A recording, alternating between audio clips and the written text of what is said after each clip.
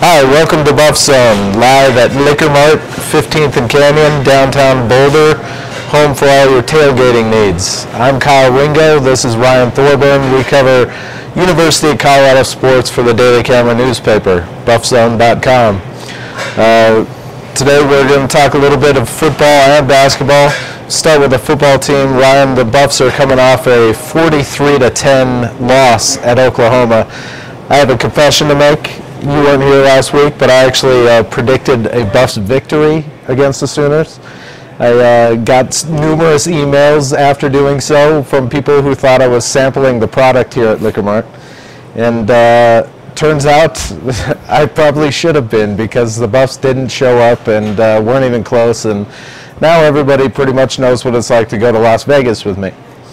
But anyway, the Buffs have to regroup this week. They go back on the road. We all know they can't win on the road, or they haven't won on the road in an awfully long time, but this might be their best chance. They're playing Kansas, which is also winless in Big 12 play. Both teams are 0-4, and Kansas is really struggling under first-year coach Turner Gill. Do you see this as Colorado's best chance to get a road win? Well, first of all, Kyle, my lock of the week last week was Oklahoma. CU had lost 2 home games that it should have won, that before the season we thought they would probably win. The Dan Hawkins obviously needed to win. So not only were they playing one of the best teams in the country on the road, where Stoops has lost 2 games, they were kind of hung over from those 2 games and feeling sorry for themselves. I think after getting their heads handed to them pre-Halloween, I do think CU is going to win this game in Lawrence. Unlike the basketball team, they actually have a chance to win in Lawrence. The atmosphere is not good for football, especially the way the Jayhawks are playing. You've got a first-year coach, quarterback issues. I'm doing a story on some of the offensive linemen at CU this week. There's a lot of talent there. From what Denver Johnson said, the O-line coach, they're starting to get it. They're starting to come together. They're starting to dominate a little bit. I just predict CU wins this game and keeps things interesting. Maybe gets on a little roll down the stretch, and not sure how CU fans will feel about that if they win 4 in a row. Well, I think if they win 4 in a row, that would be a good step forward, something to build on for next year. You know, they're coming down the stretch here. They have 4 games remaining, and I think most people would say at least 3 of those games are very winnable, at Kansas and then at home against Iowa State and Kansas State. Those are games the Buffs should have a chance to win. They've had a chance to win their last 2 home games against Texas Tech and Baylor, and they let those slip away in the fourth quarter. Otherwise, we might be sitting here talking about a team that was, you know, just 1 win away from bowl eligibility. But today we were both at Dan Hawkins' press conference, and it was a little bit different Dan today than we've seen really all season, and I don't really know what how you would explain why that is, why you know, the philosophical Dan chose to make an appearance today, but he was very talkative, very chatty, and you know, talking about keeping his guys' minds right and trying to get them to focus on these last 4 games, particularly this game against Kansas. What was your impression of Dan today?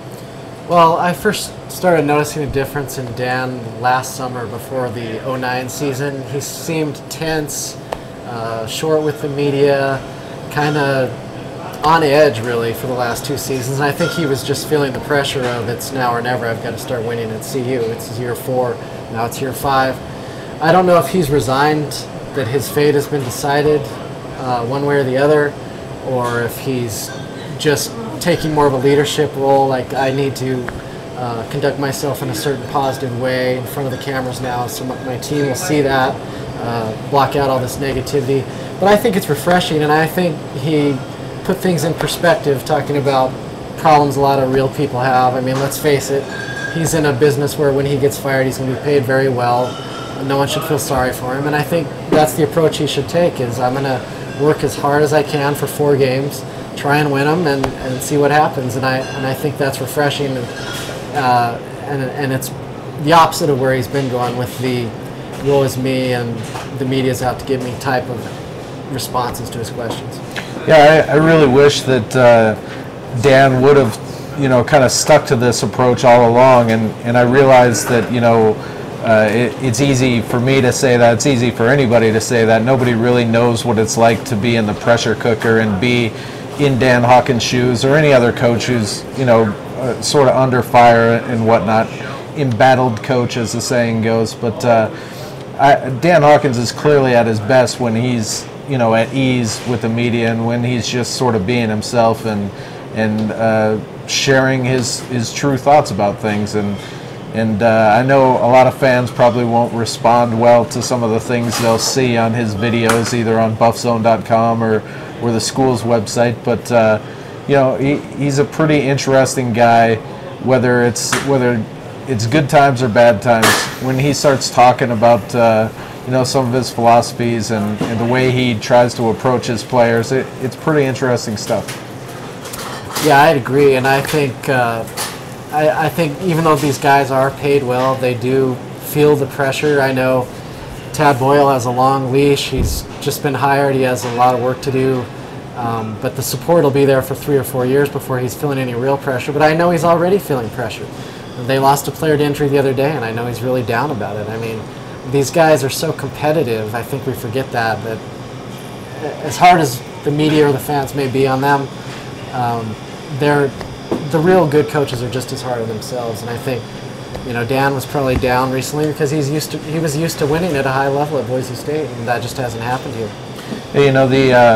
You mentioned Tad Boyle. The basketball season is right around the corner now, and obviously the football season is sort of coming down to its last month here, and you and Neil will obviously be picking up with Buffzone shows where Neil and I leave off at the end of the football season. But just kind of share with some of our readers and viewers your thoughts on the upcoming basketball season. You're the only reporter who covers the CU beat, who travels with the basketball team everywhere they go. So I think everybody would agree you're the most knowledgeable source on this program at this point. Well, I know you've had your tough times on the road with the football team, but it's been brutal the last 3 years with basketball. I mean, they cannot win on the road. But Jeff Bzdelik went through a lot of growing pains and a lot of headaches and a lot of dealing with begging for facilities and getting the right guys in. And I don't know why he left. Obviously, coaching the ACC is a dream for most guys, but he has left the cupboard pretty full for Tad Boyle. Certainly they're picked 9th in the conference. Not a lot of respect there. I think that has a lot to do with the fact that they're leaving the conference and the coaches vote on that. But I think this is a bubble team, an NCAA tournament bubble team. When you have Alec Burks and Corey Higgins and the style of play they're going to play, I think you're looking at 20 wins and, if nothing else, some form of March Madness, whether you're on the NCAA tournament bubble or playing the NIT. And let's face it, after the last 4 years, that's a huge step in the right direction. Unfortunately, they lost Shane Harris-Tunks, the center they were counting on. That means rebounding is going to be an issue. Interior defense is going to be an issue. But I think this is a group that can outscore a lot of teams and win a lot of home games and maybe get over the hump on the road a few times. Yeah, from what I've seen of this team, what I know of this team, I would tend to agree with you. The one thing I would say is that this team, I don't think this team really could afford to lose Harris-Tunks, and what it definitely can't afford to experience is a little bit of what what Dan Hawkins has been experiencing, is that a rash of injuries, and they can't lose 2 or 3 more guys on top of losing Shane. That would really hurt this team. It's not a really deep team, and so as long as they can remain healthy, I don't see any reason why they couldn't be an NIT team at least, and maybe an NCAA team. Yeah, and I think CU obviously is a football school. The fan base is most passionate about football. But I think, like at some different schools, when things go south on football, they have basketball to turn to. That's never really been the case at CU, but I think this year, between what happens at Nebraska for the football team and whatever happens with a new coach in spring football, this year I think this Buffs team is so talented and going to be competitive enough where they're going to be a story and take people's minds off things for a while. Well, CU fans could definitely use a little bit of that. You've already gone out there and said the Buffs will break their road losing streak this week at Kansas, and I'm gonna go with you on that. I think this is absolutely the best chance that they've had, and if it doesn't end now, I don't know when it's going to end. I mean, I would not anticipate it ending at Nebraska at the end of the year, and then you're talking about going to Hawaii at the beginning of next year and some tough games in the Pac-12 conference. So the road losing streak has to end this week, and I think the Buffs will come together and make that happen. So we'll be back next week with Neil Welk, and we'll find out if Ryan's bold prediction comes true.